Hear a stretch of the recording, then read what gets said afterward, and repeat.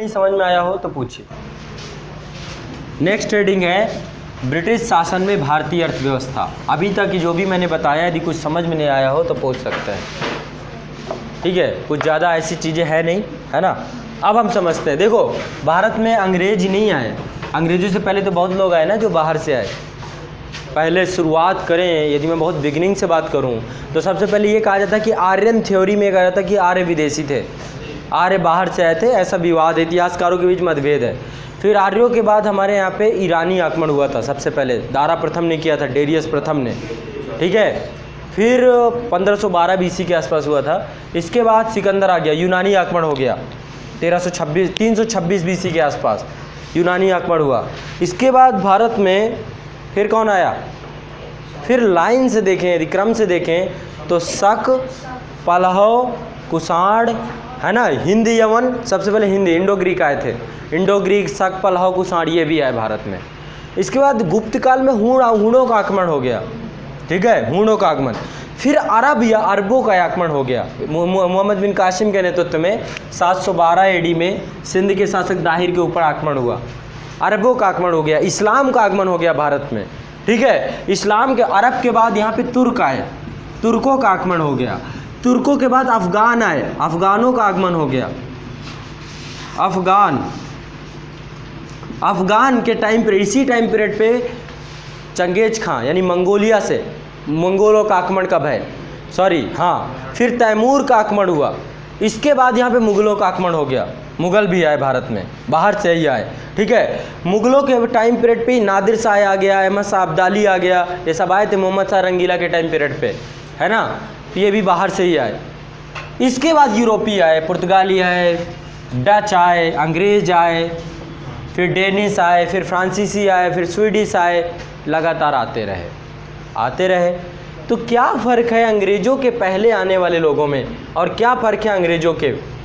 अंग्रेज़ों से पहले आने वाले लोग भारत में आने के बाद भारतीय संस्कृति में रच बस गए, वो यहीं के होके रह गए। हमारी संस्कृति की लोचशीलता ने, एक क्वेश्चन पूछा जाता है कि विश्व की सभी सभ्यताएं ख़त्म हो गई, विश्व की सभी सभ्यताएं समय के साथ ख़त्म हो गई। आज मेसोपोटामिया की सभ्यता का आप एक अंश ढूंढने को जाओगे नहीं मिलेगा, लेकिन भारतीय संस्कृति आज भी जीवंत बनी हुई है।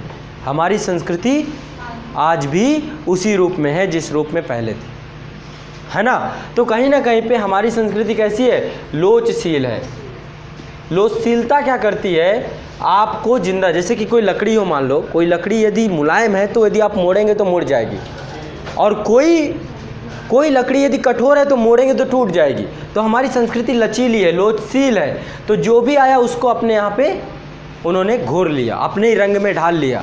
तो इन्होंने क्या किया? भारतीय अर्थव्यवस्था में यहीं कहीं एक राजनीतिक और आर्थिक जीवन व्यतीत किया इन लोगों ने जो पहले आए। लेकिन अंग्रेज़ों ने एक नए कल्चर को जन्म दिया। उन्होंने कभी भी भारत को भारत माना ही नहीं। उन्होंने हमेशा क्या माना?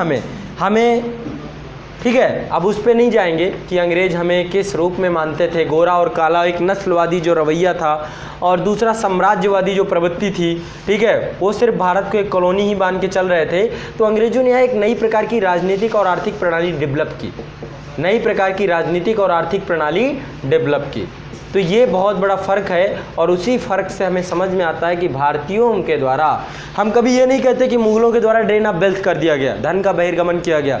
मुग़लों ने भारतीयों से टैक्स लिया तो भारतीय पे ही खर्च किया, यानी मुग़ल भारतीय शासन के अंतर्गत आता है, लेकिन यूरोपीय भारतीय शासन के अंतर्गत नहीं आते हैं। सिंपल सी बात, यूरोपीय भारतीय शासन के अंतर्गत नहीं आते। एक विदेशी शासन सत्ता का यहाँ पर अधिकार था जो समय के साथ आई और समय के साथ चली गई, और जब गई तो भारत को बहुत 200 साल पीछे छोड़ के चली गई, ठीक है। तो अब यहाँ पे कुछ चीज़ें लिख लीजिए, जो चीज़ें मैं बताता जा रहा हूँ उनको लिखवाता भी जा रहा हूँ। यद्यपि भारत को पहले भी विजित किया गया था,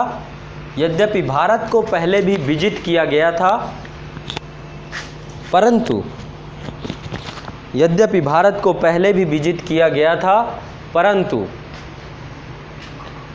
ये आक्रमणकारी भारतीय संस्कृति में ही रच बस गए। भारत को पहले भी विजित किया गया था, परंतु ये आक्रमणकारी भारतीय संस्कृति में ही रच बस गए। रच बस गए, परंतु ब्रिटिश शासन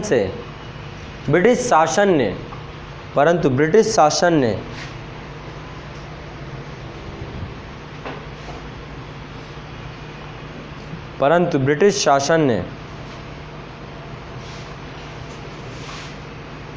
एक नई राजनीतिक व आर्थिक व्यवस्था अस्तित्व में आई। ब्रिटिश शासन ने एक नई राजनीतिक और आर्थिक व्यवस्था विकसित की, ये लिख लीजिए।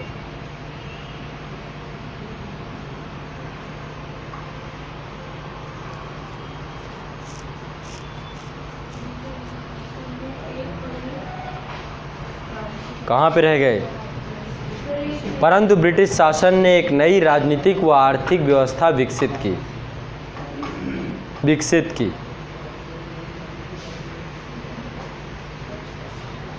नेक्स्ट,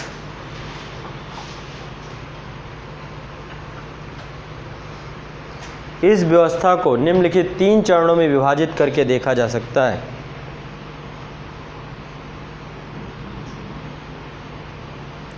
अब 3 चरणों को मैं आपको समझाऊंगा।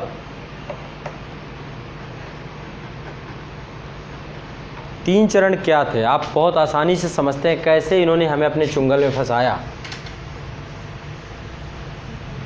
कैसे अंग्रेजों ने हमें अपने चुंगल में फंसाया। बताइए, कोई यदि प्रयास करना चाहे कि क्या इन्होंने शुरुआत में क्या पॉलिसी लेकर आए, किस लिए आए थे? हाँ, क्या शुरुआत में ही औपनिवेशिकवाद दिखाई देने लगा था? शुरुआत में तो सिर्फ और सिर्फ ये किस लिए आए थे? शुरुआत में ये सिर्फ एक व्यापारी बन गया, इन्हें लाभ से मतलब था, बाकी मतलब नहीं था। पहला चरण, फर्स्ट स्टेप, सेकंड स्टेप और थर्ड स्टेप, 3 स्टेप में आप पूरी अर्थव्यवस्था को देखेंगे कि कैसे अंग्रेजों ने हमें फांसा। शुरुआत में ये यहाँ पर आए और यहाँ पर व्यापारी बन के आए। व्यापारियों का काम ये था कि यहाँ के शासकों से मित्रतापूर्ण शासन व्यवस्था बनाए रखना, ताकि यहाँ पर उनका व्यापार का काम चलता रहे। ठीक है, टैक्स देना पड़ता था, सब कुछ देना पड़ता था, तो सिर्फ और सिर्फ व्यापारी के रूप में यहाँ के शासकों से मित्रतापूर्ण रवैया बना कर रखे इन्होंने, और अपना व्यापार करते थे, लाभ कमाते थे और खुश रहते थे। लेकिन कालांतर में जब ब्रिटेन में औद्योगिक क्रांति हो गई, तो ब्रिटेन को क्या आवश्यकता हुई? कच्चे माल की, कच्चा माल की आवश्यकता हो गई। तो इन्होंने क्या किया? भारत को एक कॉलोनी बना दी कच्चे माल की, कि भारत से कच्चा माल जाएगा। अब कच्चा माल लेना है तो उसके लिए इन्होंने किसको पकड़ा? किसानों को पकड़ा, किसान और व्यापारियों को अपने चुंगल में फंसाया। किसान और व्यापारियों को, यहाँ से कच्चा माल उत्पादित किया जाता था, ब्रिटेन जाता था, वहाँ निर्मित होता था। यहाँ भी फैक्ट्री लगा सकते थे ना आप भाई, यदि सूती वस्त्र बनाना है तो क्या यहाँ फैक्ट्री नहीं लग सकती थी क्या?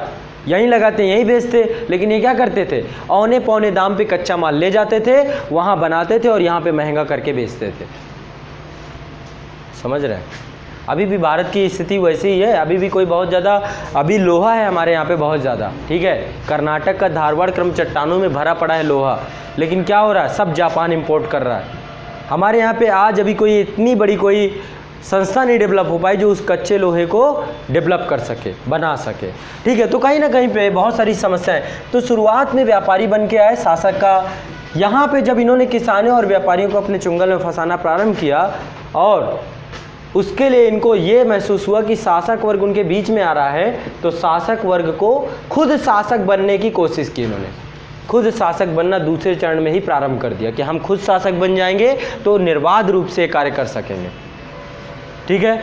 तीसरा चरण बताइए, तीसरे चरण में क्या किया इन्होंने? हाँ, वित्तीय उपनिवेशवाद, ये सब तो होना प्रारंभ हो गया, लेकिन इनके पास पूंजी बढ़ गई, बहुत बड़ी पूंजी बढ़ गई। तो इन्होंने क्या किया? भारत में ही निवेश करना शुरू कर दिया। जैसे रेलवे में निवेश। रेलवे क्या था? इंग्लैंड का सिर्फ और सिर्फ एक इन्वेस्टमेंट था और कुछ नहीं था। इन्होंने निवेश किया था भारत में, जिससे इन्हें बहुत बड़ी मात्रा में इनकम प्राप्त होती थी, ठीक है। भारत में बैंकिंग व्यवस्था को डेवलप करना, यह भी एक निवेश था कि भारत में बैंक बन जाएंगे तो ये साहूकार, ये पूंजीपति जो लोन और वो पैसा कमाते हैं, हम कमाएंगे। आप ही के पास बहुत पैसा हो, 10 करोड़ 50 करोड़ पैसा हो, आप एक बैंक खोल के बैठ जाइए, आराम से जितना पैसा है ब्याज में घुमाइए, उसका लोन उसका आपको इंटरेस्ट मिलेगा। समझ रहे हैं? तो अंग्रेजों ने यहाँ पे वित्तीय उपनिवेशवाद प्रारंभ किया। ठीक है, इसने भी 3 प्रकार की भूमिका, एक तो क्या किया इसने, विनाशात्मक भूमिका अपनाई। इन तीनों चरणों में विनाशात्मक भूमिका हुई, बहुत सारी चीज़ें हमारी खत्म हो गई, जो गांव आत्मनिर्भर थे वो खत्म हो गए, लेकिन कुछ रचनात्मक कार्य भी हुए। तो अभी सब लिखवाऊंगा मैं, पहले कुछ लिख लीजिए। लिखिए, प्रारंभ कीजिए। प्रथम चरण, पहला चरण लिखिए, पहला चरण, प्रथम चरण लिखिए। मूल रूप से अंग्रेज व्यापारी। अच्छा आप बताओ, आप यदि व्यापारी हो तो शुरुआत आप किसी क्षेत्र में कहाँ पे जाना पसंद करोगे? मान लो, बड़ी सिंपल बात बोलता हूँ, एक गोलगप्पे खिलाने वाला होता है, वो उसी जगह पे अपने गोलगप्पे का ठेला लगाता है जहाँ पे उसका ज़्यादा बिकता है, यानी दौलत के मोह पे वो उस अड्डे को चुनता है। यदि नहीं होता 4 दिन बाद अड्डा चेंज कर देता है। तो अंग्रेज़ों को पता था कि भारत में अकूट संपत्ति है ना, तो दौलत के मुंह पे भारत आए और यहाँ पर आकर के उन्होंने क्या किया, व्यापार करना प्रारंभ किया पहले चरण में। उसी बात को लिखवा रहा हूँ। लिखिए, मूल रूप से अंग्रेज़ व्यापारी भारत की दौलत के मोह में यहाँ पर आए और बसने लगे, यहाँ पर आए और बसने लगे। स्थानीय प्रशासकों के साथ उन्होंने मित्रतापूर्ण संबंध बनाए और उनका विश्वास जीता। मित्रतापूर्ण संबंध बनाए और उनका विश्वास जीता।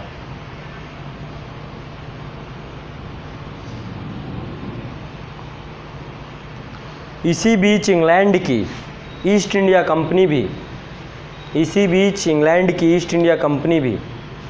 औपचारिक रूप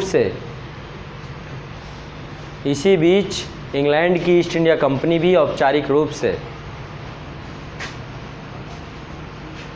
भारत के विदेशी व्यापार में रुचि लेने लगी।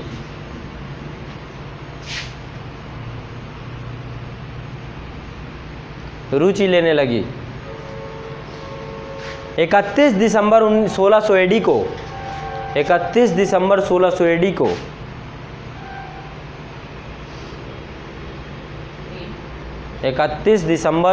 को देखो इतिहास भी आपका थोड़ा थोड़ा हो रहा है। 1600 एडी को इस कंपनी ने पूर्व के देशों में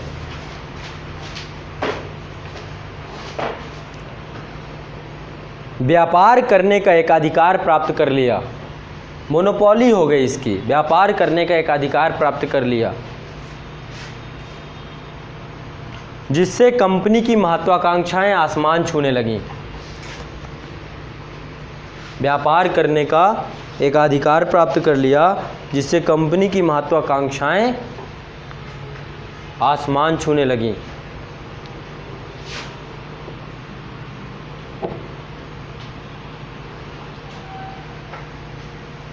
मोनोपोली का मतलब समझ रहे हैं ना, बहुत बेकार चीज़ होती है मोनोपोली। आज के टाइम पे हमारे यहाँ पे तो कंपटीशन कमीशन ऑफ इंडिया बैठा हुआ है ना, ऊपर से देख रहा है, जियो है, ऐसे कैसे आप इतना डेटा दे देंगे, ये दे देंगे, वो दे देंगे। आज के टाइम पे जियो ने क्या किया, सारी कंपनियों को मार दिया। 4G टेक्नोलॉजी आ गई है ना, और बोल्ट टेक्नोलॉजी भी उसके पास है, BOLTT लिखा रहता है ना, वो भी एक टेक्नोलॉजी है। बहुत सारी टेक्नोलॉजी लेके आ गया। इससे क्या हो गया, बाकी की जितनी भी कंपनियां हैं सब बैकफुट में आ गई। कौन कंपनी दे रही थी आपको डेली का 1 GB 1.5 GB डाटा, कितना कौन दे रही थी? 1 महीने के लिए मिला करता था, 28 दिनों के लिए 1 GB डेटा मिलता था। तो एक कंपनी आकर के मोनोपोली यदि करे, मान लो जियो की मोनोपोली हो जाए, पहले हो रही थी ऐसी बात, तो क्या हुआ, प्रतिस्पर्धा का अभाव हो जाता है। वैसे ईस्ट इंडिया कंपनी के समकक्ष कोई दूसरी संस्था थी ही नहीं, ये एक अकेली संस्था थी, यहाँ पर एकमात्र संस्था थी। और यहाँ पर आकर के इन्होंने खूब उधम मचाई, लूट खसोट की, खूब पैसा यहाँ से ले गए। शासक भी बनाते, जैसे कि देखो सिराजुद्दौला वाला केस जो है, प्लासी का युद्ध, उसमें मीर जाफ़र ने तो गड़बड़ कर दी, लेकिन मीर जाफ़र से कितना पैसा ले गए ये लोग। रॉबर्ट क्लाइव खूब पैसा 20-20 लाख रुपए इन्होंने लिया, एक एक व्यक्ति, एक एक अधिकारी ने। फिर मीर जाफ़र ने पैसा देना बंद किया तो मीर कासिम को बैठा दिया, फिर उससे लूटना चालू किया, 20-20 लाख रुपए उससे भी लिया। और जब मीर कासिम से बात नहीं बनी तो फिर मीर जाफ़र को बैठा दिया, फिर उससे लूटे। और जब मीर जाफ़र से बात नहीं बनी तो नज़मुद्दौला को बैठा दिया। लगातार यही कार्य होता रहा, समझ रहे हैं। और कहते हैं ना कि 1757 से लेकर के 1765 तक का काल ये लूट खसोट का काल बोला जाता है। खूब लूट हुई बंगाल की हालत ख़राब हो गई। दीवानी मामला इनके पास था, प्रशासनिक मामला नवाब के पास था, ठीक है। दीवानी अधिकार इन्होंने प्राप्त कर लिया, निज़ामत का अधिकार प्राप्त कर लिया, ठीक है। तो अभी उन पे भी आएंगे, पहले इसको कंटिन्यू कीजिए। लिखिए, आगामी वर्षों में कंपनी ने अनेक तरीक़ों से लूट खसोट की। आगामी वर्षों में कंपनी ने खूब लूट खसोट की और अगले 100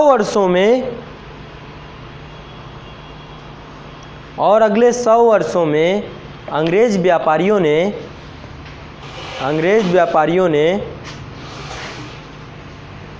सभी संभव उचित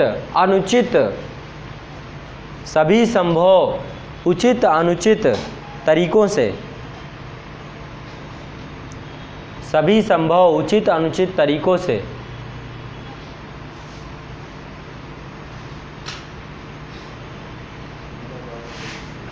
भारतीय अर्थव्यवस्था को लूटने एवं तहस नहस करने की चेष्टा की। उचित अनुचित तरीक़ों से भारतीय अर्थव्यवस्था को लूटने एवं तहस नहस करने की चेष्टा की।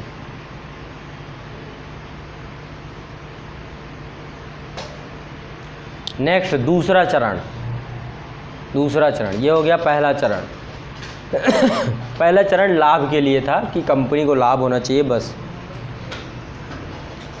दूसरे चरण में मैंने क्या बताया कि इंग्लैंड में क्या हो गई थी, औद्योगिक क्रांति। वहाँ पे अब इन्होंने क्या किया, अब यहीं पे कृषि का वाणिज्यीकरण कर दिया जाएगा। कैश क्रॉप्स, ठीक है, कैश क्रॉप्स यहाँ पर उसके लिए किसानों को जो है प्रोत्साहित किया जाएगा, कैश क्रॉप के लिए। लिखिए नेक्स्ट, 18वीं शताब्दी में इंग्लैंड में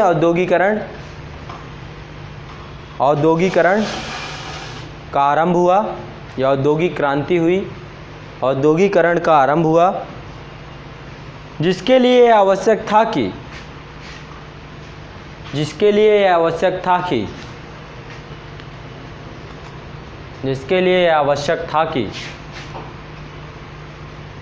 इंग्लैंड के उद्योगों को एक ओर तो सस्ता और अच्छा कच्चा माल नियमित रूप से मिलता रहे। इंग्लैंड के उद्योगों को एक ओर तो सस्ता, कच्चा और अच्छा,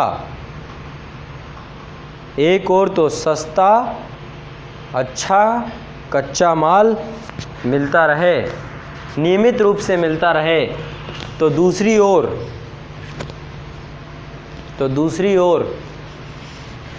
निर्मित माल की खपत होती रहे,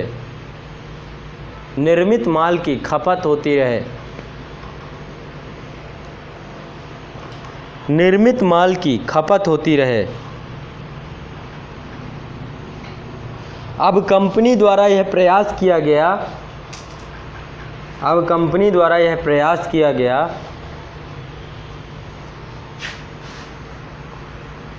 कि भारतीय कृषि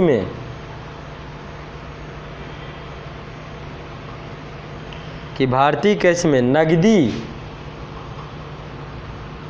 या वाणिज्यिक फसलों का उत्पादन बढ़ाया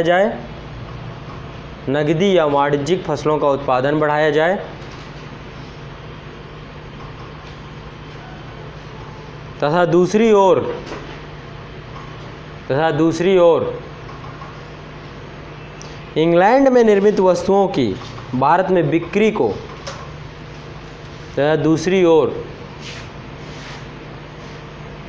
इंग्लैंड में निर्मित वस्तुओं की भारत में बिक्री की व्यवस्था की जाए।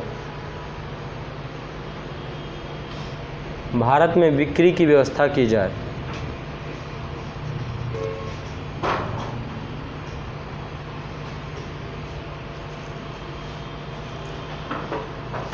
इस कारण अंग्रेजों ने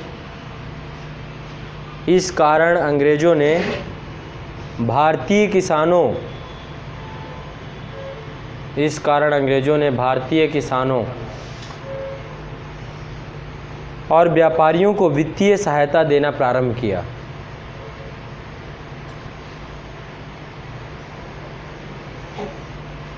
इस कारण अंग्रेजों ने भारतीय किसानों और व्यापारियों को वित्तीय सहायता देना प्रारंभ किया। परिणामतः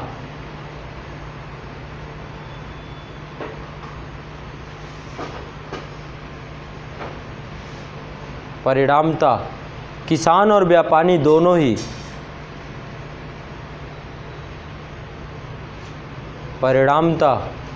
किसान एवं व्यापारी दोनों ही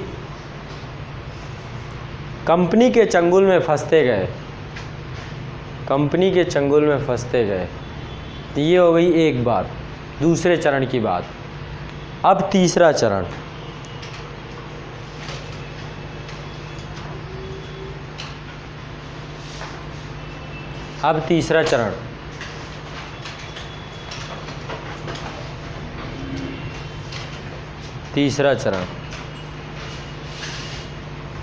नेक्स्ट, इसमें अब क्या होगा?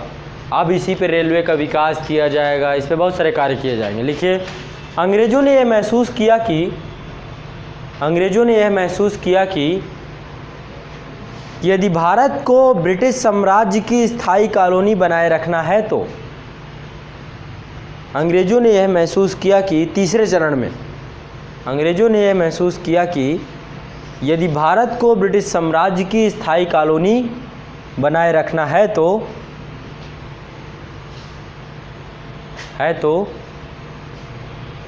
भारत के आर्थिक ढांचे का इकोनॉमिक इंफ्रास्ट्रक्चर, भारत के आर्थिक ढांचे का निर्माण करना आवश्यक है। भारत के आर्थिक ढांचे का निर्माण करना आवश्यक है। भारत के आर्थिक ढांचे का निर्माण करना आवश्यक है,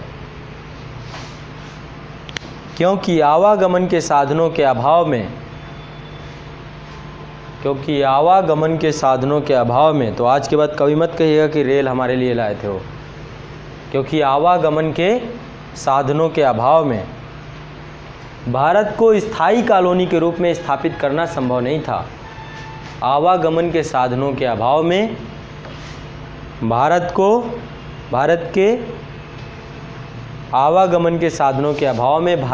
स्थायी कॉलोनी के रूप में स्थापित करना संभव नहीं था।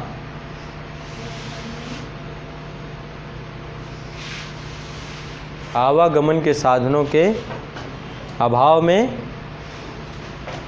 भारत को स्थायी कॉलोनी के रूप में स्थापित करना संभव नहीं था। ठीक है, अब आएगा रेलवे, अब आएगा डाक, अब आएगा संचार के साधन, है ना। अब लेकर आ रहे हैं हर चीज़ को, क्यों? उनका अपना हित है। हमारे लिए कुछ नहीं था कि भारतीय लोग बढ़िया से ट्रेन में बैठ गए। हमें तो कभी फर्स्ट क्लास के डिब्बे में चढ़ने ही नहीं दिया। भारत छोड़ो, विदेशों में भी जाते थे यदि गोरे चमड़ी के लोग ही बैठते थे उस डिब्बे में।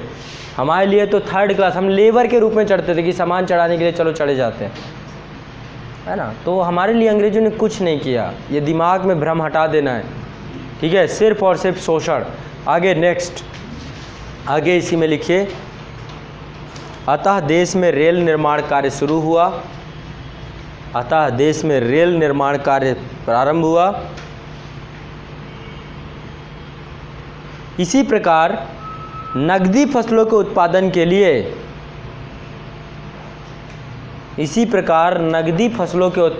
लिए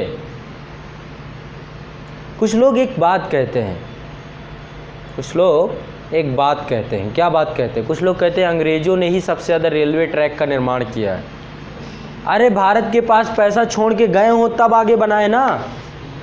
आज़ादी के बाद आपको पता नहीं है, खाना खाने के लिए पेट में रोटी नहीं थी, अमेरिका से गेहूं आता था। देश 3 युद्धों से उस समय लगातार, पहले तो कबायली आक्रमण हुआ कश्मीर वाले मुद्दे पे, फिर भारत चाइना युद्ध हो गया, फिर भारत पाकिस्तान युद्ध हो गया। उस समय देश खाद्यान्न संकट से जूझ रहा था। यहाँ रेलवे का निर्माण करते हैं हम, ठीक है। नवजात भारत था, बिल्कुल नया नया पैदा हुआ था, नया भारत था। उस समय बहुत समस्याएं थी, अर्थव्यवस्था चरमराई हुई थी, पूरा विश्व कोल्ड वार से जूझ रहा था। भारत ने नैम की नीति का अनुग्रह किया था, जिससे कोई सहयोग नहीं मिल रहा था कहीं से भी, ठीक है। तो ओवरऑल बहुत सारे संकट थे। उस कारण से यदि आप ये आरोप लगाते हो कि अंग्रेजों ने रेलवे ट्रैक का निर्माण किया, अरे वो छोड़ के गए हो कुछ तब ना। उसके बाद था ही नहीं, संसाधन ही नहीं थे। जब संसाधन नहीं थे तो क्या करें? बाढ़ की समस्या बड़े स्तर पर, महामारी की समस्या बड़े स्तर पर, स्वास्थ्य सुविधाएं बिल्कुल नहीं थी। तो उनको बनाना प्राथमिकता होनी चाहिए कि ये रेलवे निर्माण बनाना प्राथमिकता होनी चाहिए? पहली प्राथमिकता ये थी, बाद में प्राथमिकताएं बदली। अब देखिए, अब तो बुलेट ट्रेन का भी हमारे दिमाग में स्वप्न आ गया, मेट्रो सिटी बन गई, मेट्रो ट्रेन आ गई, अब चीज़ें हो रही हैं बड़े स्तर पर। हम गतिमान एक्सप्रेस चला रहे हैं, है ना। अभी समय सबसे तेज एक्सप्रेस कौन सी है? नई बनी है, क्या नाम है? क्या क्या बोल रहे हैं? ट्रेन 18 सुख सुविधाओं के लिए। गतिमान से भी दूसरी हो गई, अपडेट हो गया। अब कौन सी ट्रेन है अभी जो सबसे तेज गति से चलती है भारत में? ताप्ती संगम, जन शताब्दी। अरे नहीं भैया, शताब्दी तो बहुत पुरानी हो गई, अभी बिल्कुल नई है। हाँ, इंद्रप्रस्थ, ये कौन सी ट्रेन है? कल ये पता करके आना है। ये भारत की सबसे तेज गति से दौड़ना, अभी करंट का ही है ये, ठीक है। गतिमान बहुत पुरानी, 160 किलोमीटर गतिमान चलती है, वो 190 चलती है। नहीं नहीं नहीं, शताब्दी 100 किलोमीटर से ज़्यादा तेज नहीं भागती हैं। 100 से ज़्यादा 120 हो जाती है रफ्तार, बस, ठीक है। इतना तो राजधानी भी जाती है। हाँ, तो 160 तो गतिमान जाती है। वो तो एवरेज स्पीड होती है, कभी कभी बढ़ गया। एवरेज स्पीड 120 किलोमीटर ही है। कभी कभी एक पीक आवर में होता है कि 150 चली गई, बस, समझ रहे हैं। पीक आवर होता है जब ट्रैक खाली हुआ या काफ़ी दूर स्टेशन का प्लेटफॉर्म हो तो 150 चली गई, लेकिन एवरेज स्पीड मानी जाती है हमेशा ट्रेनों की। हाँ, ये ढूंढ के अब हर चीज़ तो जान ही लो। कुछ चीज़ें मेहनत भी की जाती हैं, सबके पास आज इंटरनेट है, हर चीज़ है। कौन सी? सोर्स भी गलत होगा, नहीं, गतिमान नहीं है। कल पता करके आओ, कल ये होमवर्क है, नहीं बताओगे तो फिर मैं बताऊंगा, ठीक है। अभी करंट का टॉपिक है, एग्जाम में पूछा भी जा रहा है लगातार, ठीक है। चलो ये सब क्या है अभी नहीं, चलो नेक्स्ट आगे बढ़िए। आपका काम है ये जानना। तो उस समय नहीं थी चीज़ें इस तरीके के आरोप, चूँकि लोगों को पता नहीं है अर्थव्यवस्था के क्या हालात हुए। लोग कहते हैं अंग्रेज बहुत अच्छा करके गए, कुछ खाक अच्छा नहीं करके गए, ठीक है। नेक्स्ट आगे बढ़िए।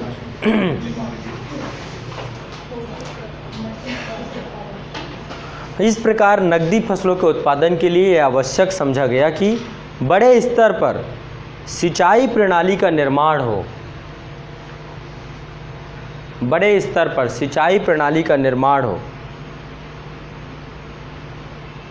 इन सब कार्यों के लिए धन की आवश्यकता थी।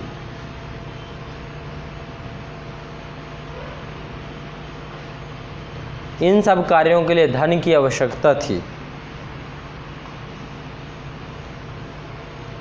जिनकी पूर्ति इंग्लैंड और यूरोप के देशों के पूंजीपतियों द्वारा, वित्तीय उपनिवेशवाद, है ना, जिनकी पूर्ति, देखो ये बहुत इतिहास का सेक्शन भी आप एक पढ़ रहे हो, ये हिस्ट्री का भी सेक्शन है। जिनकी पूर्ति इंग्लैंड और यूरोप के पूंजीपतियों द्वारा भारत में निवेश करने के लिए, इंग्लैंड और यूरोप के देशों के पूंजीपतियों द्वारा, अभी क्या हो रहा है, मोदी जी क्या कर रहे हैं, FDI वैसे ये उस समय का एफडीआई था।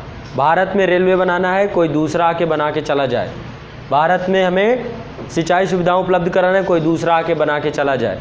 तो उस समय भी एफडीआई एक तरीके का एक प्रत्यक्ष विदेशी निवेश था, जिसे वित्तीय उपनिवेशवाद कहते हैं, है ना।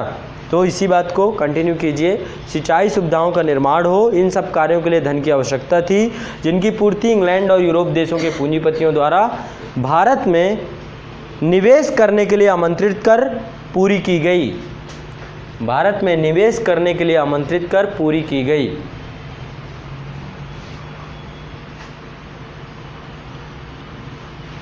अब जो आदमी यहाँ पर इन्वेस्टमेंट करेगा तो वह शोषण तो करेगा ही।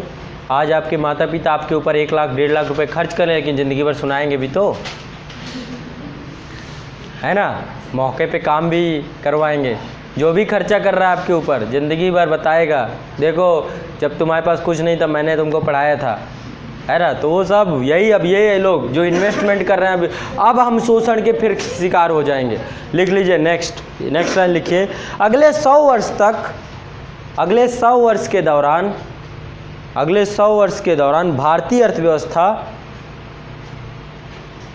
अगले 100 वर्ष के दौरान भारतीय अर्थव्यवस्था ब्रिटिश पूंजी और उनके उपक्रमों के शोषण का शिकार होती रही। ब्रिटिश पूंजी और उनके शोषण का शिकार होती रही। तो पहले शोषण किया कंपनी ने, बाद में पूंजीपतियों ने। अगले 100 वर्ष तक भारतीय अर्थव्यवस्था ब्रिटिश पूंजी और उनके उपक्रमों के शोषण का शिकार होती रही।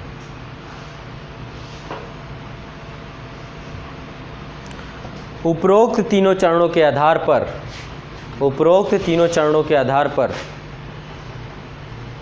उपरोक्त तीनों चरणों के आधार पर ब्रिटिश शासन का, उपरोक्त तीनों चरणों के आधार पर ब्रिटिश शासन का भारतीय अर्थव्यवस्था पर पड़ने वाले प्रभावों को,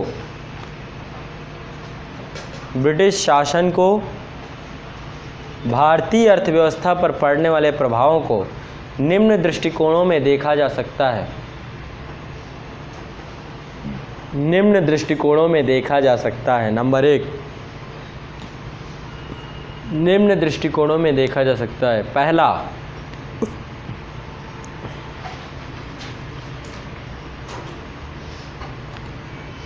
पहला है ब्रिटिश शासन की औपनिवेशवादी शोषण नीति। पहला है ब्रिटिश शासन की औपनिवेशवादी शोषण नीति। ब्रिटिश शासन की औपनिवेशवादी शोषण नीति, औपनिवेशवादी शोषण नीति। दूसरा, ब्रिटिश शासन की रचनात्मक भूमिका।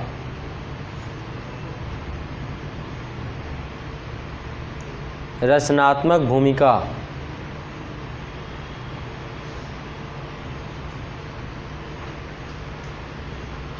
तीसरा, ब्रिटिश शासन की विनाशक भूमिका। ये 3 भागों में हम इसको पूरा देखेंगे, ठीक है। तीनों चरणों को हम 3 भागों में बांट रहे हैं। पहला है ब्रिटिश शासन की औपनिवेशवादी शोषण नीति, दूसरी है ब्रिटिश शासन की रचनात्मक भूमिका, तीसरा है ब्रिटिश शासन की विनाशात्मक भूमिका। इन 3 भूमिकाओं में हम पूरे इरा को बांट करके चल रहे हैं। अब पहला लिखिए, ब्रिटिश शासन की औपनिवेशवादी शोषण नीति।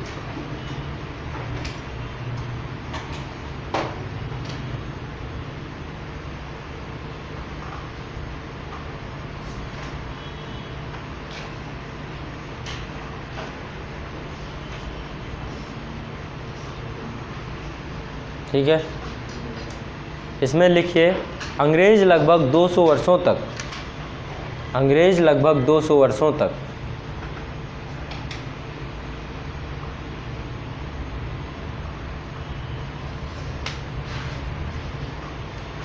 भारतीय अर्थव्यवस्था को अपना उपनिवेश बनाकर, भारतीय अर्थव्यवस्था को अपना उपनिवेश बनाकर बिना रोक टोक के, भारतीय अर्थव्यवस्था को अपना उपनिवेश बनाकर बिना रोक टोक के शोषण करते रहे। उन्होंने शोषण के अपने अनेक तरीके अपनाए, यही तरीके जानने हैं। उन्होंने शोषण के अपने अनेक तरीके अपनाए, ठीक है। लिखिए, पहला तरीका है व्यापारिक नीतियाँ, ट्रेड पॉलिसीज।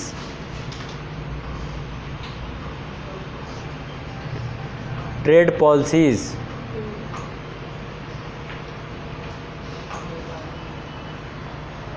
तो कैसी थी इनकी व्यापारिक नीति, कैसी थी अंग्रेज़ों की, कोई बताएगा? अंग्रेज़ों की व्यापारिक नीतियाँ कैसी थीं? ट्रेड पॉलिसी कैसी थी अंग्रेज़ों की? राशिद जी। कच्चा माल ले जाना पहली पॉलिसी ये थी। दूसरी पॉलिसी तैयार माल को यहाँ बेचना, दूसरी पॉलिसी है। और क्या क्या था?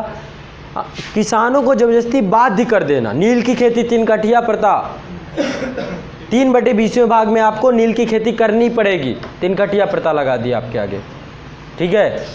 और भी यानी जबरदस्ती माल का उत्पादन करवाना, ठीक है। लिख लीजिए, कुछ लिखते चले जाइए।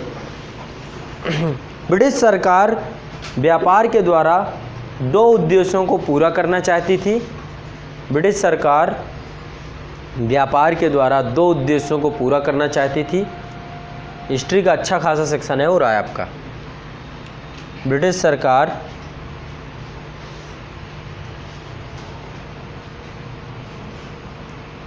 पहला इंग्लैंड में स्थापित उद्योगों की आवश्यकता की पूर्ति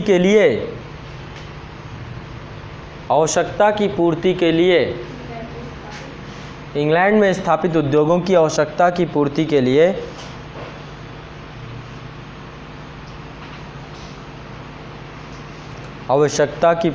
लिए बड़ी से बड़ी मात्रा में कृषिजन्य कच्चा माल की व्यवस्था करना।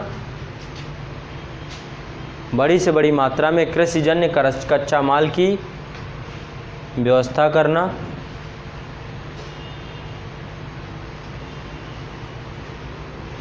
अर्थात कृषि का वाणिज्यीकरण करना।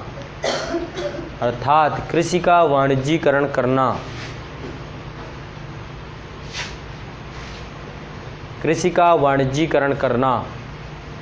नंबर 2, दूसरी पॉलिसी क्या थी? दूसरा इंग्लैंड में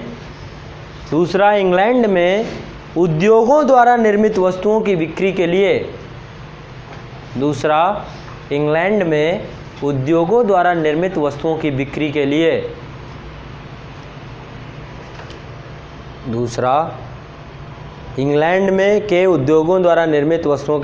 लिए बाजार की व्यवस्था करना।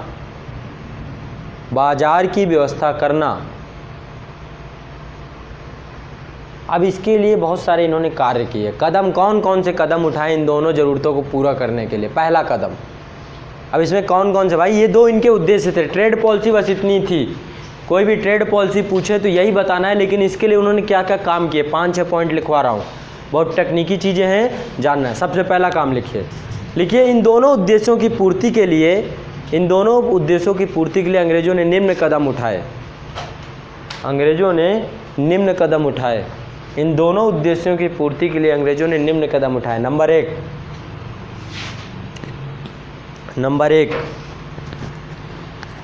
इन दोनों उद्देश्यों की पूर्ति के अंग्रेज़ों ने निम्न कदम उठाए। नंबर 1, किसानों को इस बात के लिए बाध्य किया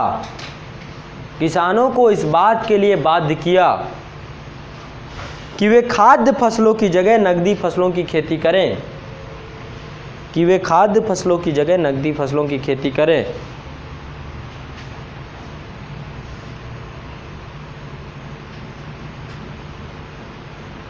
नंबर 2, जमींदारों के माध्यम से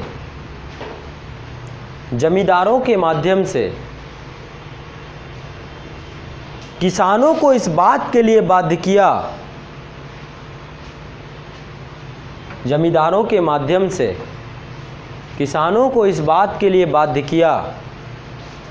कि नकदी फसलों को जमींदारों के माध्यम से किसानों को इस बात के लिए बाध्य किया कि नकदी फसलों को घरेलू बाजार में न बेचकर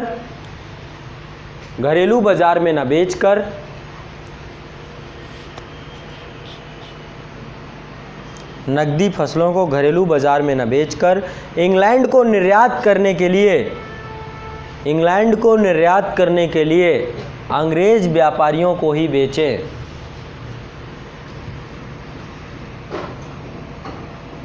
न बेचकर इंग्लैंड को निर्यात करने के लिए अंग्रेज व्यापारियों को ही बेचे। इंग्लैंड को निर्यात करने के लिए अंग्रेज व्यापारियों को ही बेचे। नेक्स्ट,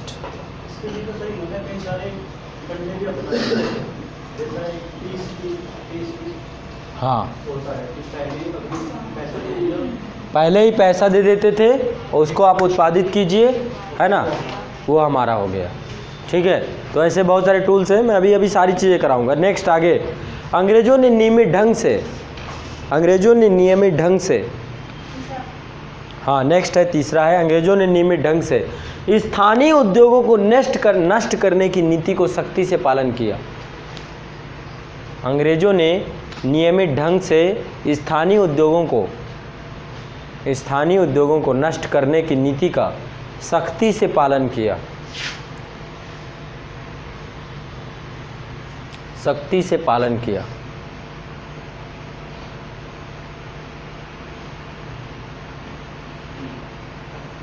नेक्स्ट, अंग्रेजों ने भारतीयों को, अगली नीति पॉलिसी, अंग्रेजों ने भारतीयों को कच्चे माल के निर्यात, अंग्रेजों ने भारतीयों को कच्चे माल के निर्यात तथा निर्मित वस्तुओं के आयात के लिए हर संभव प्रोत्साहन तथा सहायता उपलब्ध कराई।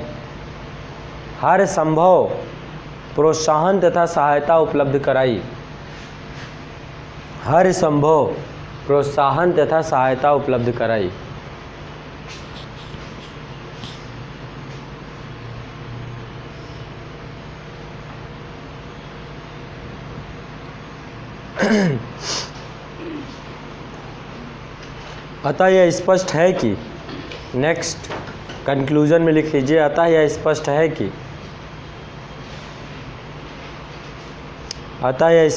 कि इस प्रकार की व्यापारिक नीतियों ने औपनिवेशिक शोषण को बढ़ावा दिया या बल दिया।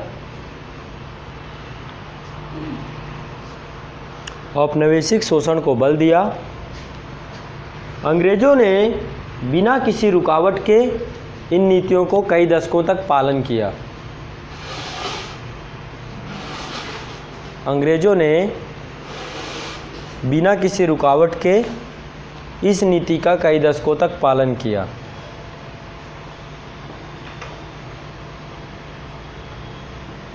नेक्स्ट, पहली तो पॉलिसी ये थी व्यापारिक नीतियाँ, ट्रेड पॉलिसी। अगली पॉलिसी क्या है? Entry of British capital and enterprise. British आ गए इंटरप्राइज में और यहाँ पर कैपिटल में प्रवेश कर गए। ठीक है, लिख लीजिए ब्रिटिश पूंजी तथा उपक्रम का प्रवेश। नेक्स्ट है ब्रिटिश पूंजी तथा उपक्रम का प्रवेश। ब्रिटिश पूंजी तथा उपक्रम का प्रवेश। ब्रिटिश पूंजी तथा उपक्रम का प्रवेश।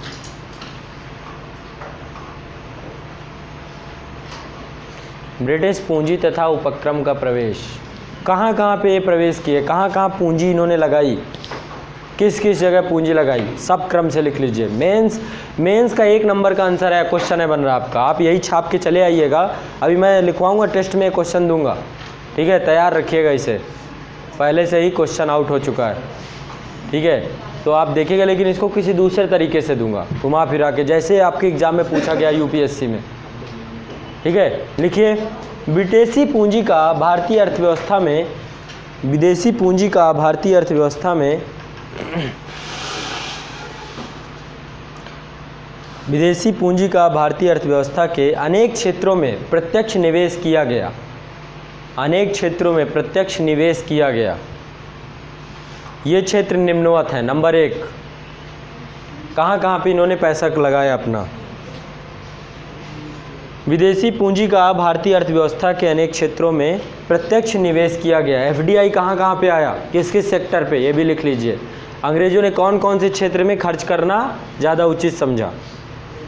नंबर 1 लिखिए, आधारभूत संरचना, बेसिक इंफ्रास्ट्रक्चर, जैसे रेलवे, पत्तन, पोर्ट बनाना, पोर्टों में भी इन्होंने पैसा खर्च किया।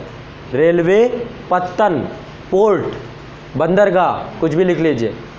रेलवे, पत्तन, जहाज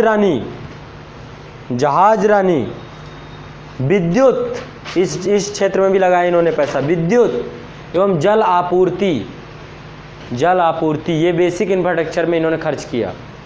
नेक्स्ट, कच्चे माल के उत्पादन में भी इन्होंने इन्वेस्टमेंट किया। अगला पॉइंट है कच्चे माल के उत्पादन में निवेश, जैसे चाय, कच्चे माल के उत्पादन में निवेश जैसे चाय, कॉफ़ी, रबड़, पटसन,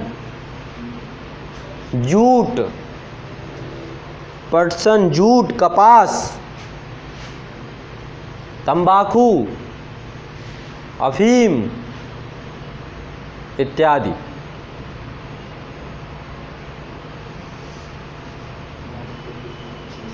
नेक्स्ट, कोयला एवं सोना खनन में निवेश, माइनिंग में निवेश किया इन्होंने। कोयला से ट्रेन चलती थी। कोयला एवं सोना खनन में निवेश, कोयला तथा सोना खनन में निवेश,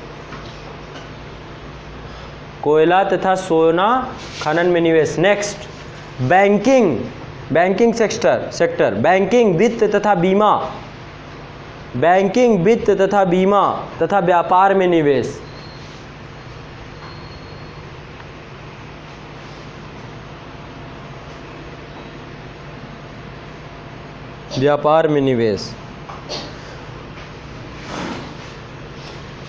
कुछ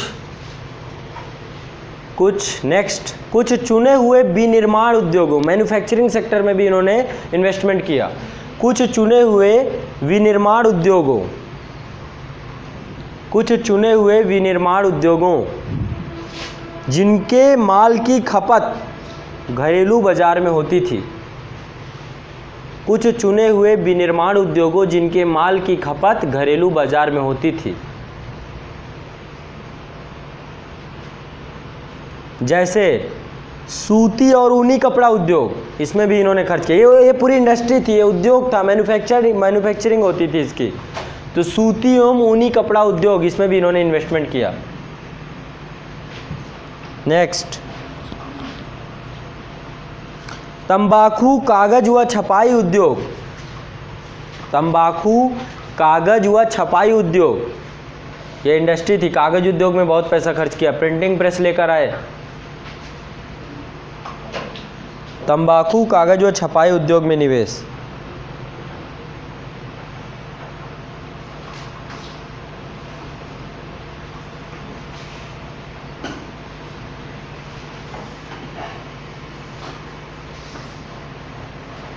क्लियर?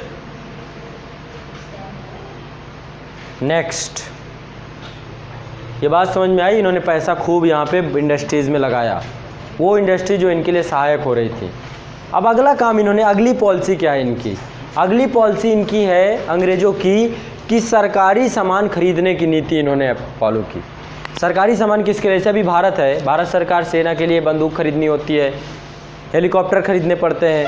अब भारत में तो बनता नहीं है, और भारत में बनता भी है तो अभी उतनी तकनीकी नहीं है, बहुत सारी चीज़ें हैं, क्योंकि कभी प्रोत्साहित ही नहीं किया गया। हमारे यहाँ पे कभी इंडस्ट्री नहीं लगी वेपन्स की, है ना। अब कहीं जाके DRDO काम कर रहा है, तेजस बना रहा है। तेजस बने भी तो कितने बने? सिर्फ 8-9 तेजस बन पाए इतने साल बाद। हेलीकॉप्टर आज भी विदेशों से खरीद के लाते हैं हम लोग। भारत में हेलीकॉप्टर मैन्युफैक्चर्ड नहीं होता है, या तो अगस्टा वेस्टलैंड देता है या फिर आपका क्या है, राफेल। अभी राफेल डील में लेकर के बड़ी बातचीत चल रही है। तो भारत में इंडस्ट्रियाँ ऐसा नहीं थी, नहीं थी उस समय, अंग्रेज़ों के टाइम तो थी, उद्योग थे, लेकिन अंग्रेज़ों ने कभी प्रोत्साहित ही नहीं किया। क्यों? क्यों प्रोत्साहित नहीं किया? बताओ, कौन बताएगा व्यापार संतुलन क्या होता है? व्यापार संतुलन किसे कहते हैं? जैसे अभी चाइना है, हाँ, व्यापार संतुलन अंग्रेज चाहते थे कि उनके पक्ष में रहे। व्यापार संतुलन हमेशा अंग्रेज ये चाहते थे कि हमेशा उनके पक्ष में रहे, ठीक है। और उस कारण से व्यापार संतुलन अंग्रेज प्लस भारत से कच्चा माल जाता था खूब बड़ी मात्रा में, ठीक है। तो वो चाहते थे कि यहाँ से जो ज़रूरत की चीज़ें हो वो इंग्लैंड से ही मंगवाएं, ताकि क्या हो, वहाँ से आयात हो बड़ी मात्रा में और यहाँ से निर्यात हो। ऐसा ना कभी हो जाए कि भारत से निर्यात बढ़ जाए और वहाँ का आयात कम पड़ जाए, ठीक है। वहाँ पे भारत से आयात जो है ऐसा ना हो जाए कि इतना ज़्यादा भारत से निर्यात हो जाए कि उनका आयात कम पड़ जाए। इसलिए हमेशा व्यापार संतुलन अपने पक्ष में रखना चाहते थे। इसलिए कोई भी चीज़ जो सरकारी सेवाओं के लिए उन्हें ज़रूरत पड़ती थी इंग्लैंड से ही मंगाते थे वो, चाहे सेना की सामग्री हो चाहे जो भी हो। तो नेक्स्ट पॉलिसी लिखिए। इससे दो चीज़ें होंगी, क्या? पहले जो भारत के उद्योग होंगे वो हतोत्साहित हो जाएंगे, क्योंकि सामान तो इंग्लैंड से आ रहा है, तो हमारे यहाँ इंडस्ट्री जब सामान बिकेगा ही नहीं तो हम हतोत्साहित हो ही जाएंगे। और दूसरा, व्यापार संतुलन को बढ़ावा देना, ठीक है। लिखिए, तीसरी नीति इनकी है सरकारी सामान खरीदने की नीति। सरकारी सामान खरीदने की नीति लिखिए, भारत सरकार प्रत्येक वर्ष, लिखिए, भारत सरकार यानी भारत में ब्रिटिश सरकार, उसके बारे में बात कर रहे हैं। भारत सरकार प्रत्येक वर्ष भारी मात्रा में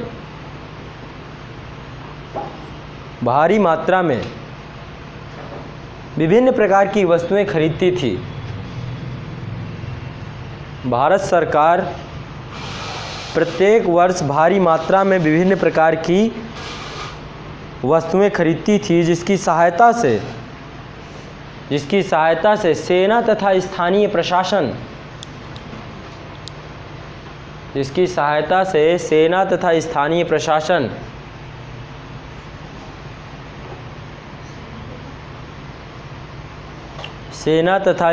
प्रशासन, की आवश्यकता की पूर्ति होती थी।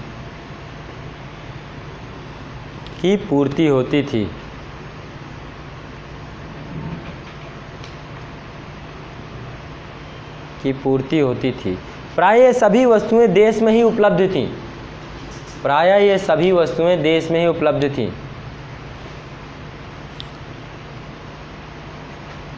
परंतु अंग्रेजों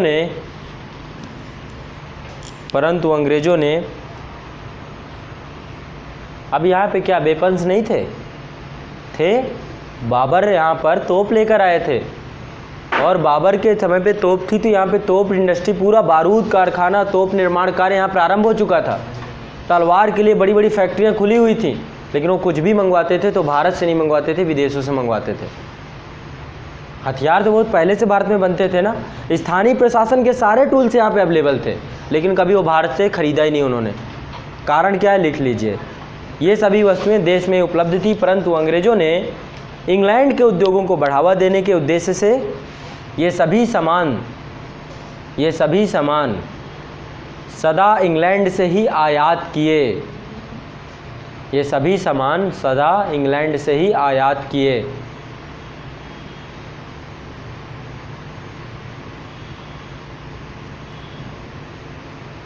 इसके दो परिणाम सामने आए।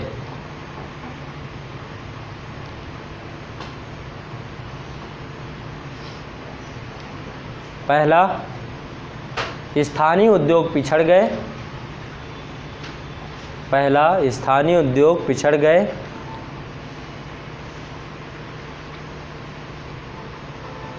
दूसरा, भारत का व्यापार संतुलन नकारात्मक हो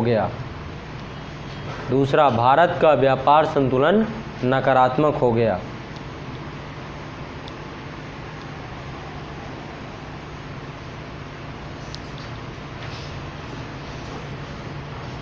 ठीक है, और हम अपना व्यापार संतुलन सकारात्मक करने के एवज में क्या करते रहे, कच्चे माल की भरपाई करते रहे, जिसके कारण से भारत में कभी इंडस्ट्री लग ही नहीं पाई। सारा कच्चा माल वहाँ चला जाता था, वहाँ बनता था, वहाँ से यहाँ आता था, वो खरीदते थे। समझ रहे हैं? हमारे स्थानीय लोगों के लिए कच्चा माल हमारे पास नहीं बन पाया कभी भी, इसलिए उद्योगों को नकारात्मक रूप से प्रभावित किया। नेक्स्ट कारण, अगला कारण लिखिए, विदेशी मुद्रा दरों में हेर फेर। विदेशी मुद्रा दरों में हेर फेर।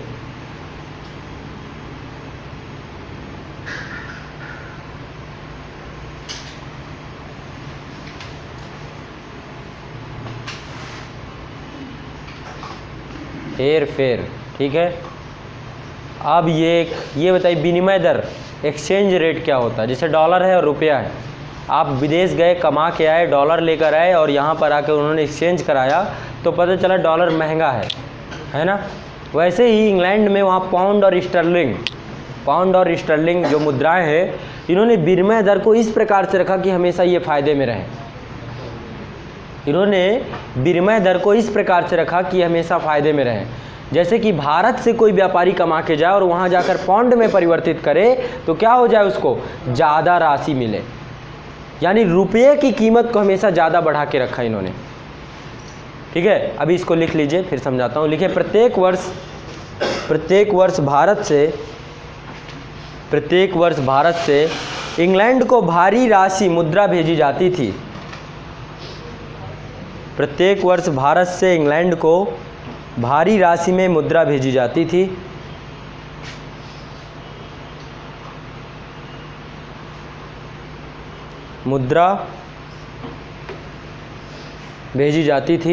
मुद्रा के बाहर भेजने के लिए यह आवश्यक था कि पाउंड स्टर्लिंग में, यह आवश्यक था कि रुपये को पाउंड स्टर्लिंग में बदला जाए। यह आवश्यक था कि रुपये को पाउंड स्टर्लिंग में बदला जाए। रुपये को पाउंड स्टर्लिंग में बदला जाए। मुद्रा को बाहर भेजने के लिए आवश्यक था कि रुपये को पाउंड स्टर्लिंग में बदला जाए। अतः एक्सचेंज रेट, विनिमय दर इस प्रकार निर्धारित की जाती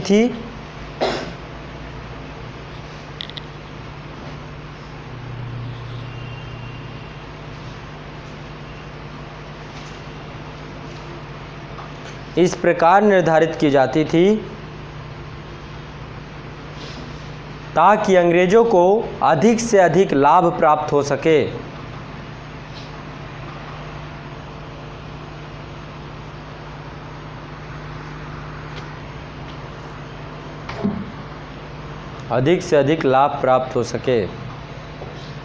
वो क्या करते थे, देखो बहुत आसान है इस चीज़ को समझना। मैं आगे आने वाले समय में समझाऊंगा कि मुद्रा की कीमत को घटना बढ़ना किस प्रकार से अर्थव्यवस्था को प्रभावी बनाता है, लेकिन यहाँ पे मोटा सा समझ लो। यहाँ से इंग्लैंड से कोई सामान भारत आ रहा है, भारत में ये सामान कच्चा माल या निर्मित वस्तु यहाँ पर लेकर आकर बेचते हैं। यहाँ पे उसको बेचने के एवज में रुपया प्राप्त होता है। ठीक है, वो रुपया लेके व्यापारी वापस इंग्लैंड पहुँचा, वहाँ पे उसको एक्सचेंज करवाया, तो उसको उस रुपये के एवज में वो क्या पड़े, पाउंड महंगा पड़े। मान लो एक रुपया इक्वल टू 10 पाउंड के कर दिया जाए, तो क्या होगा, यहाँ पे सस्ती से सस्ती चीज़ को यहाँ पे लाकर भेजा और बेचने के बाद यहाँ से रुपया प्राप्त किया, रुपया जाकर यहाँ बदला, तो वही 1 रुपया 10 पाउंड में परिवर्तित हो गया। इससे क्या हो रहा था, व्यापारी वहाँ के प्रोत्साहित हो रहे थे, उनके लिए यहाँ सस्ता माल था और हमारे लिए वो महंगी चीज़ थी। तो ये विनिमय दर को इस तरीके से बना के रखा गया ताकि अंग्रेज़ों को ही फ़ायदा हो। एक्सचेंज रेट इस प्रकार से बना के रखी गई। समझ में आ रही बात? ठीक है, ज़्यादा कुछ इसमें दिमाग नहीं लगाना, आगे आने वाले समय में मैं पढ़ाऊँगा। ठीक है, कि चाइना युआन को कम करता है तो क्या फ़र्क पड़ता है। ठीक है, किस तरीके से अर्थव्यवस्था का कौन कौन सा सेक्टर, भारत में यदि रुपये की कीमत कम होती है तो आयात को ज़्यादा फ़ायदा होता है कि निर्यात को ज़्यादा फ़ायदा होता है। जो डेप्थ में होता है उससे ज़्यादा फ़ायदा होता है कि जो डेप्थ में नहीं होता उससे ज़्यादा फ़ायदा हो। अभी देखेंगे सब चीज़ें आगे आने वाले समय में, वो सब मैं कॉन्सेप्ट जब बताऊंगा तब आगे उस पर बढ़ूंगा। नेक्स्ट आगे एक इनकी ये नीति रही कि विनिमय दर को हमेशा अपने पक्ष में रखा इन्होंने। अगली बात, ब्रिटिश प्रशासन के खर्चे, नेक्स्ट हेडिंग डालिए ब्रिटिश प्रशासन के खर्चे। अब बताइए, ब्रिटिश प्रशासन का खर्चा भी हम ही देते थे। कोई मुझे बताएगा 1793 के चार्टर एक्ट में क्या किया गया था? 1793 का चार्टर एक्ट आया था लॉर्ड कॉर्नवालिस के टाइम पीरियड पे, तो क्या हुआ था उसमें? एक संस्था बनाई गई थी बोर्ड ऑफ कंट्रोल। 1784 का पिट्स इंडिया एक्ट के तहत एक संस्था बनाई गई थी बोर्ड ऑफ कंट्रोल। उसके खर्चों को भारतीय राजस्व से देने के लिए ही व्यवस्था कर दी गई। यानी शासन प्रशासन वहाँ से किया जा रहा है, काम इंग्लैंड से किया जा रहा है, उसका वहन कौन कर रहा है? खर्च का वहन कौन कर रहा है? भारत का राजस्व खर्चा कर रहा है। तो सारे खर्चों को उन्होंने हमारे ऊपर ही लाद दिया, ब्रिटेन के एक एक खर्चे को हमारे ऊपर ही लाद दिया। इससे भी हमारी अर्थव्यवस्था नकारात्मक रूप से चरमरा गई। ठीक है, एक पॉलिसी उनकी ये भी थी, इसमें ज़्यादा कुछ लिखवाने की जरूरत नहीं है, लिखना हो 2 लाइनें लिख लो। भारत को ब्रिटिश प्रशासन के खर्चों को वहन करने के लिए बाध्य होना पड़ा। अब देखो एक चीज़ और समझो, युद्ध करते थे किसी और से और खर्चा, युद्ध मान लो अफगान से कर रहे हैं, मराठों से कर रहे हैं, नेपाल से कर रहे हैं, बर्मा से कर रहे हैं, किसी अदर कंट्री से युद्ध कर रहे हैं, प्रथम विश्व युद्ध कर रहे हैं, द्वितीय विश्व युद्ध कर रहे हैं, खर्चा वहन भारत कर रहा है। सेवाएं आप अपनी ले रहे हैं, काम अपना कर रहे हैं और खर्च भारत के ऊपर लाद दे रहे हैं। तो इससे क्या होगा? सब चरमरा जाएगा, जितनी अर्थव्यवस्था चरमरा जाएगी। तो उन्होंने ये काम भी किए, युद्ध का खर्चा सारा भारत के ऊपर डाल दिया। ठीक है, इसके अलावा टेलीग्राम की लाइनें बिछाई गई भारत में, टेलीग्राम की लाइनें बिछाई गई इंग्लैंड के लिए, ताकि इंग्लैंड में रहने वाले लोग फ़ोन से बात कर सकें।